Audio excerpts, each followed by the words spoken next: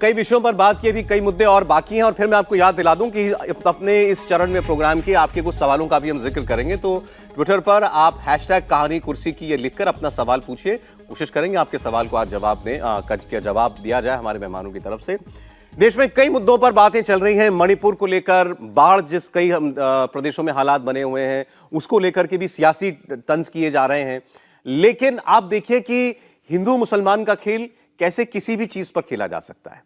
खासकर असदुद्दीन ओवैसी साहब तो ढूंढ ही लेते हैं कहीं भी। कुछ दिनों पहले उन्होंने कहा था बंगाल में हिंसा हुई तो केवल मुसलमान मारे गए।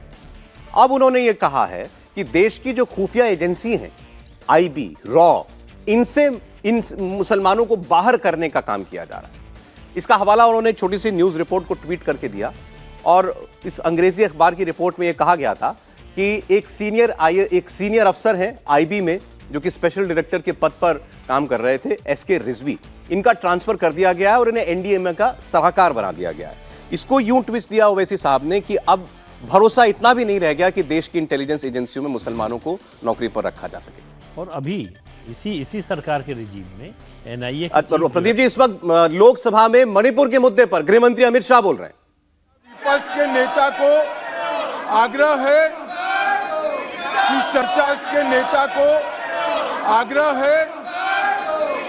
चर्चा होने दे और इस महत्वपूर्ण मसले पर पूरे देश के सामने सच्चाई जाए, बहुत महत्वपूर्ण है।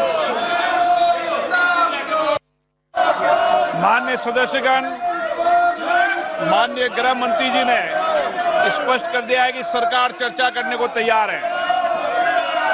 जो इस विभाग का मंत्री हैं वही चर्चा में भाग लेते हैं। नई परंपरा की मांग करना और सदन नियोजित तरीके से नहीं चलाना, ये देश और राष्ट्र के हित के लिए नहीं है। मैं माननीय सदस्यगणों से पुनः आग्रह करना चाहता हूं कि जिन मुद्दों पर आप चर्चा करना चाहते हैं, सरकार ने स्पष्ट कर दिया है, मुद्दों पर चर्चा कराएं, समाधान कराएं, ताकि हम सामूहिक चर्चा से एक बेहतर रास्ता निकालकर वहां की जनता की भलाई कर सकें। पुनः माननीय सदस्य आग्रह करूंगा अपनी अपनी सीट पर विराजें। सदन की कार्रवाई मंगलवार दिनांक 25 जुलाई 2023 को 11 बजे तक के लिए स्थगित की जाती है। तो लोकसभा जो है आपने देखा फिर स्थगित कर दी गई है कल के लिए। और गृहमंत्री अमित शाह ने बीच में इंटरवीन करते हुए कहा कि मणिपुर पर सरकार चर्चा के लिए तैयार है और नेता विपक्ष से उन्होंने कहा कि आप चर्चा होने दीजिए, हम चर्चा के लिए तैयार हैं। गृहमंत्री खुद वहां बैठे हैं, इसका मतलब यह भी साफ है कि उसका जवाब भी दिया जाएगा उनके द्वारा। और ये तो स्पीकर ने भी साफ किया कि जिस विभाग से संबंधित मामला होता है वही कंसर्न मिनिस्टर जवाब देते हैं। ये होम मिनिस्ट्री का मामला है, इस पर गृहमंत्री जवाब देंगे और वो पहले भी इस बात को कह चुके हैं कि होम मिनिस्टर का रिप्लाई आएगा इस पर। वो बात कहना चाहते हैं और दोनों सदनों में अपनी बात कहेंगे, लेकिन उसके लिए पहले चर्चा होना चाहिए। और आज होम मिनिस्टर ने अब तो सार्वजनिक तौर पर सबके सामने कहा, नेता प्रतिपक्ष का नाम लेकर के कहा कि आपको कोऑपरेट करना चाहिए, चर्चा कीजिए मणिपुर पर, हम भी चाहते हैं। इससे बड़ा क्या प्रमाण हो सकता है इस बात का कि चर्चा चाहती है सरकार? बिल्कुल भाई, देखिए, प्रधानमंत्री बोलें या नहीं बोलें, ये प्रधानमंत्री का विशेषाधिकार है। किसी मुद्दे पर बहस में किसी भी समय प्रधानमंत्री हस्तक्षेप कर सकते हैं।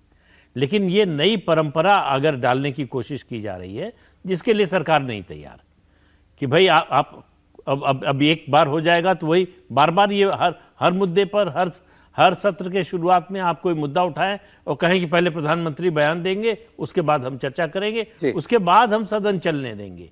तो ये तो जिद तो जो है मुझे नहीं लगता कि बहुत तार्किक। देखिए, मेरे पास कुछ सवाल इससे ही जुड़े हुए व्यूअर्स के आए भी हुए। आज हमने व्यूअर्स के सवाल मांगे थे और एक ने शिकायत भी की थी, एक व्यक्ति ने, कि आपने मेरा सवाल नहीं पूछा। मैं अब पूछ रहा हूं आपका सवाल। कश्यप वैद्य, इनका मणिपुर से जुड़ा सवाल था। ये कह रहे हैं मैं पैनल से पूछना चाहता हूं, मुद्दा मणिपुर है या मोदी जी? मुद्दा मणिपुर है, मोदी जी को बनाया जा रहा है, क्योंकि मणिपुर के मुद्दे से उतना राजनीतिक फायदा नहीं होगा ऐसा शायद लगता होगा मुद्दा बनाने वालों को। मोदी को मुद्दा बनाने से ज्यादा फायदा मिलेगा, क्योंकि लोकसभा का चुनाव नजदीक आ रहा है। तो इसलिए जो है सारा जोर ये है कि मोदी बयान दें। तो मोदी बयान अगर नहीं देंगे तो संसद नहीं चलने देंगे। ये विपक्ष का जो है ये स्टैंड है। एक सवाल इसी से जुड़ा एक सवाल और है, पूछा है कि क्या ये सही होगा कि विपक्ष चाहता है इसीलिए प्रधानमंत्री स्टेटमेंट दे दें?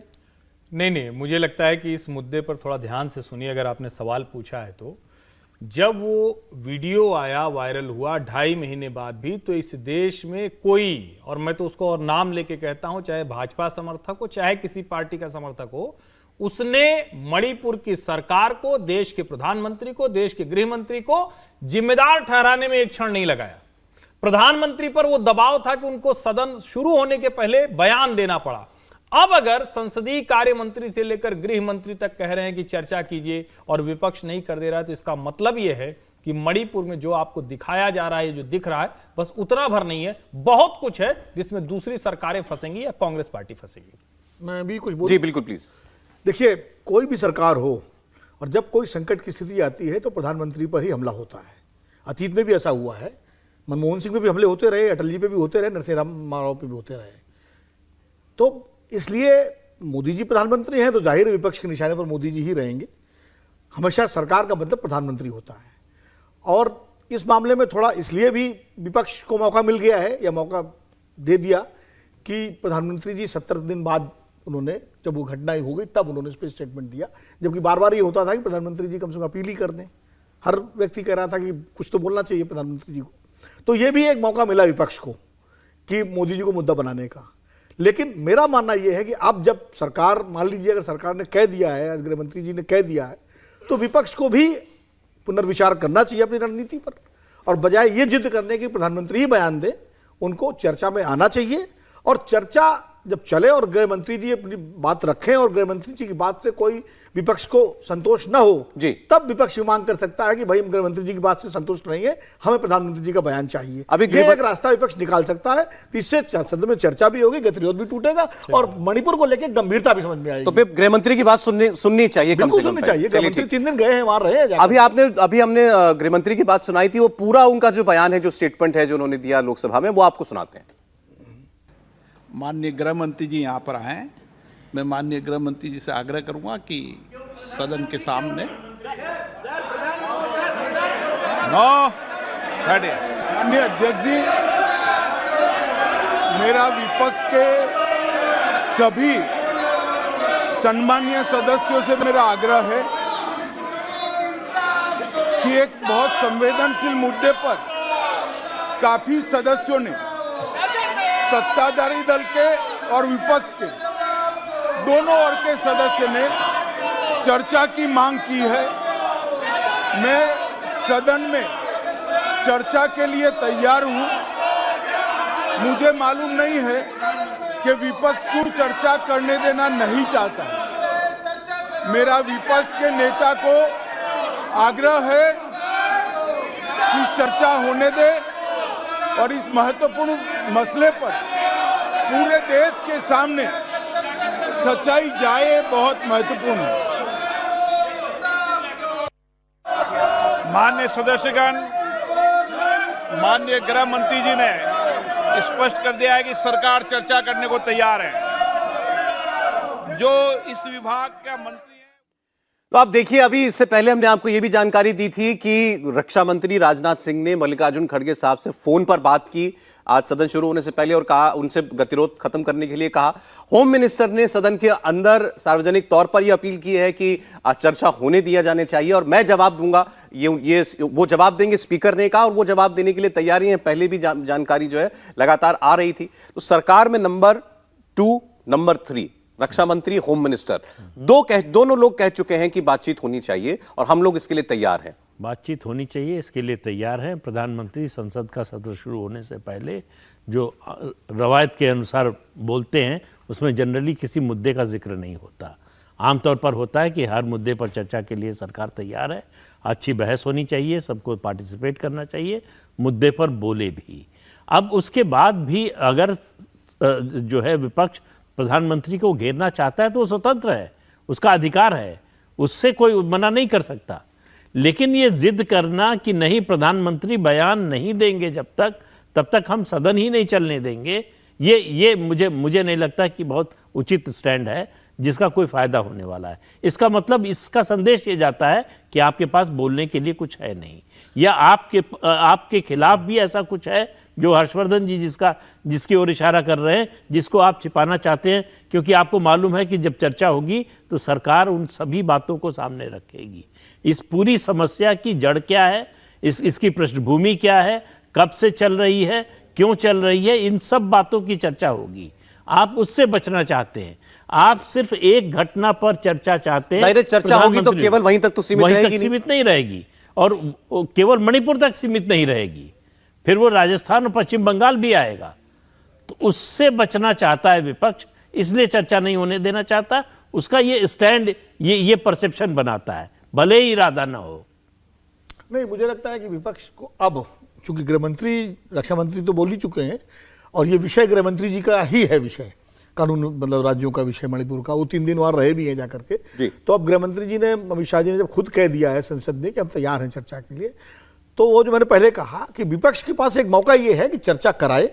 गृह मंत्री जी अपनी, सरकार अपनी बात कहेगी, अपनी सारी तथ्य रखेगी, विपक्ष अपने तथ्य रखे, और अगर गृह मंत्री के बयान से विपक्ष संतुष्ट ना हो तो फिर मांग करे कि प्रधानमंत्री जी बयान दें, और अगर प्रधानमंत्री तब भी नहीं बोलते हैं तो विपक्ष जनता के बीच में जाकर इस बात को रखे कि भाई प्रधानमंत्री जी नहीं बोले, हमने चाहा, लेकिन संसद में विपक्ष को आना चाहिए, और अब चर्चा मणिपुर पर होनी चाहिए। ये बहुत गंभीर मुद्दा है, और मणिपुर के लोग भी चाहते हैं संसद में चर्चा हो, जिससे कोई रास्ता तो निकले कम से कम। अब इसके बाद तो कोई एक्सक्यूज नहीं हो सकता खैर विपक्ष के पास कि आप बात ना करें या सदन ना चलने दें। नहीं, विपक्ष के पास एक्सक्यूज जैसा है नहीं। मैं फिर से दोहरा रहा हूं, विपक्ष इस मसले पर कुछ बोलने बताने की स्थिति में नहीं है। जो मणिपुर में हुआ है शर्मनाक है, शर्मसार करने वाला है, लेकिन वो एक, और ये हम सब जानते हैं, अगर 150 लोगों की जान चली गई है, एक एक इलाका खाली हो गया है, तो जो मणिपुर के मुख्यमंत्री एन बीरेन सिंह ने स्वीकार कर लिया कि ऐसी और घटनाएं हुई होंगी, उस पर लोग उनके ऊपर हमलावर हुए। लेकिन इसका दूसरा पहलू यह है कि फिर उस सब मुद्दे पर बात होगी, जो वहां के सांसद हैं, जो वहां के लोग हैं, वो अपनी बात सामने रखेंगे, और जनप्रतिनिधि को मजबूरी में वो बात करनी पड़ेगी। सिर्फ सत्ता पक्ष नहीं, जो विपक्ष के भी नेता हैं वो भी जो मणिपुर और पूर्वोत्तर के हैं वो उन घटनाओं का जिक्र करेंगे। मिजोरम का जो व्यक्ति होगा वो उन घटनाओं का जिक्र करेगा। मुझे लगता है कि इससे कांग्रेस पार्टी और उसके साथ के नेता डर रहे हैं। उनको लग रहा है कि इस समस्या पर जब बात होगी, और कमाल की बात ये देखिए, टारगेटेड अटैक हुआ है। सिर्फ कहा जा रहा है कि मैतेई, आमतौर पर नाम नहीं लिया जाता, आमतौर पर बचाया जाता है, वो भी कोशिश हो रही। और इन सब को गृह मंत्री कह रहे हैं कि आप बात करिए, हम उस पर जो जवाब देना होगा देंगे। संवेदनशील मुद्दा है, संवेदनहीनता दिखा रहा है विपक्ष, ये लोगों को दिख रहा है। अच्छा, आप जल्दी से कुछ और मुद्दे हम लोग समेटते हैं, कुछ सवालों का जवाब भी अभी और देने हैं। हम लोग बात कर रहे थे, ओवैसी साहब ने जैसे कहा कि आईबी जैसी संस्था से अब मुसलमान जो हैं धीरे धीरे वो गायब होते जा रहे हैं। उन्होंने एक सीनियर ऑफिसर के ट्रांसफर को मुद्दा बनाया और कहा कि अब लगता है इतना भरोसा भी नहीं है कि देश की सुरक्षा से जुड़ी एजेंसियों में मुसलमान काम कर सके। नहीं, देखिए, उनके लिए इसके अलावा और कोई मुद्दा नहीं है उनके पास, कि वो मुसलमानों का एकमात्र नेता बनना चाहते हैं, वो मुसलमानों के जिन्ना बनना चाहते हैं। इसके लिए कोई भी फॉल्ट लाइन, कोई भी इस तरह की बात हो, ये एक एडमिनिस्ट्रेटिव फैसला है। इस तरह की ट्रांसफर ऐसा तो है नहीं कि केवल मुसलमान अधिकारी है उसी का हुआ और किसी अधिकारी का हुआ ही नहीं आज तक।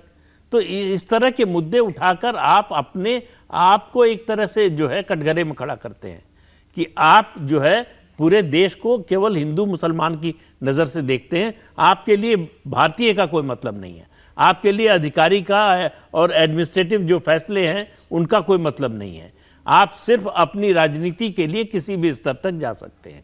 अच्छा, अब एक तस्वीरें मैं दिखाऊंगा आपको, अगर हमारे पास है, आ चुकी हैं तो लगा दें। गुजरात में आप देख रहे हैं बारिश और बाढ़ की वजह से खास तौर पर जूनागढ़ और आसपास के इलाकों में इस वक्त काफी नुकसान हो रहा है। शहर के अंदर बेतहाशा पानी बह रहा है। तस्वीरें उसकी आपने देखी आगे स्क्रीन पर, विजुअल्स भी। इसको लेकर के लोग अब सीधे प्रधानमंत्री को घेर रहे हैं। अब चाहे वो पॉलिटिकल लोग हों या विचारधारा से बीजेपी की जो लोग सहमत नहीं है, वो सीधे प्रधानमंत्री को टैग करके लिख रहे हैं कि ये है गुजरात मॉडल। गुजरात में बाढ़ आई तो मतलब इसके लिए जैसे प्रधानमंत्री जिम्मेदार है, गाड़ी बह रही तो प्रधानमंत्री जिम्मेदार है। नहीं, देखिए, असल में ये तो चूंकि प्रधानमंत्री के नाम से गुजरात ऐसा जुड़ा हुआ है कि गुजरात में कहते हैं कहावत, एक पत्ता भी खड़के तो प्रधानमंत्री जी की बिना मर्जी नहीं खड़कता। ये एक परसेप्शन है, जबकि ऐसा होता नहीं है। वहाँ राज्य सरकार है, अब ये जूनागढ़ की स्थिति, यहाँ का नागरिक प्रशासन इसके लिए जिम्मेदार होगा, जो वहाँ की नगर पालिका नगर निगम होगी, या नालियाँ साफ कराना और ये सब साफ कराना, ये तो कोई प्रधानमंत्री काम है नहीं। लेकिन मौका मिल जाता है ऐसे मामलों में कि प्रधानमंत्री को सीधे सीधे जिम्मेदार ठहरा दे। लेकिन ये अब बारिश है, किस हद तक बारिश हो रही है, और ऐसा नहीं, गुजरात में पहली बार ऐसी स्थिति नहीं है। पहले भी गुजरात में जब बारिश होती है तो इस तरह की स्थितियाँ देखने को मिलती हैं। कई जगह रेलें रुक जाती हैं, बसें रुक जाती हैं, हाईवे भर जाते हैं। अब प्राकृतिक स्थिति है ये।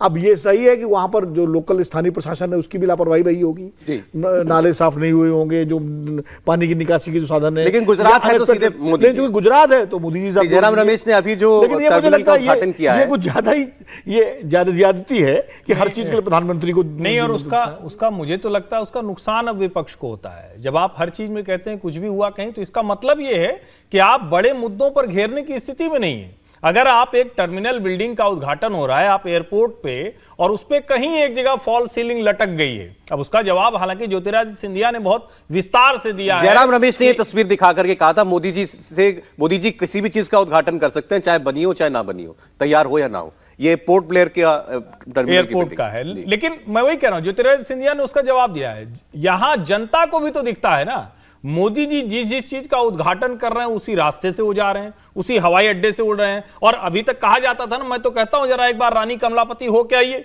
कहा जाता है ना, वो भी पहला पीपीपी का रेलवे स्टेशन है, एक बार जरा हो के आइए वहां। और जो देश के दूसरे रेलवे स्टेशन बन रहे हैं या जो दूसरे टर्मिनल बन रहे हैं छोटे छोटे शहरों में, उसको भी देखकर आइए। एक सवाल मध्य प्रदेश को लेकर के, क्योंकि हमने बात की थी, संजय सिंह ने पूछा है। वो कह रहे हैं कि एमपी में सारी योजनाएं गरीबों के लिए, मुफ्त का राशन, मुफ्त का इलाज, 1000 रुपए हर महीना, फ्री गैस सिलेंडर, फिर वोट भी सिर्फ गरीबों से ही मांगे। वो शायद भाजपा की ओर इशारा कर रहे हैं। आगे वही लिख रहे हैं, मिडिल क्लास को तो 108 रुपए का पेट्रोल, 1150 रुपए का सिलेंडर और बेरोजगारी मिल रही है। क्या आपको लगता नहीं मध्य प्रदेश का मध्यम वर्ग दुखी है? मध्यम वर्ग तो पूरे देश का दुखी है और वो हमेशा दुखी रहता है। और इसके बावजूद जो है सबसे ज्यादा लाभ, जो खास तौर से जब से आर्थिक सुधार के कार्यक्रम हुए हैं, सबसे ज्यादा लाभ भी मध्य वर्ग को मिलता है। लेकिन उसकी एक सबसे बड़ी शिकायत है, और वो ये कि हम ही इनकम टैक्स देते हैं, हमारे पैसे से ही ये सब योजनाएं चलती हैं, तो हमको उस अनुपात में लाभ नहीं मिलता। ये जो शिकायत है ये काफ़ी हद तक जायज़ है। वो इसलिए है कि टैक्स देने वाले बहुत कम हैं, तो जो टैक्स नेट में आ जाते हैं, अब मिडिल क्लास आदमी नौकरी कर रहा है तो उसका टैक्स तो कट ही जाता है, तो वो व्यापारी की तरह छुपा तो पाता नहीं है, तो बेईमानी कर नहीं पाता है। तो इसलिए उसको लगता है कि हम ही टारगेट बन रहे हैं, हम ही से सब कुछ लिया जा रहा है। केसी गर्ग पूछ रहे हैं, हैशटैग कहानी कुर्सी के लिखकर उन्होंने सवाल किया है कि जो राष्ट्रीय हित के मुद्दे हैं वो बैकसीट ले रहे हैं। लाल डायरी जो अभी एमएलए राजेंद्र गुड़ा दिखा रहे थे, इसकी सीबीआई, ईडी, आईटी से जांच क्यों नहीं होनी चाहिए?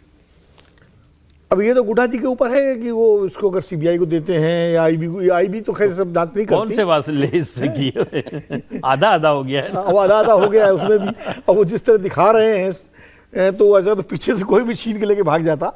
लेकिन ठीक है, इनका सवाल अपने के जायज है, तो उसको जवाब भी देना चाहिए कि अगर उसमें कुछ वाकई कोई गंभीर बातें हैं उस डायरी में, तो ये गुड़ा जी की जिम्मेदारी है कि उसको संबंधित एजेंसी या संबंधित संस्था तक पहुंचाएं। मैं आज का आखिरी सवाल ले रहा हूं, और ये गुगली है आप लोगों के लिए। अब मैं देखता हूं क्या जवाब आएगा, वो भी भरना भी गागर में सागर है।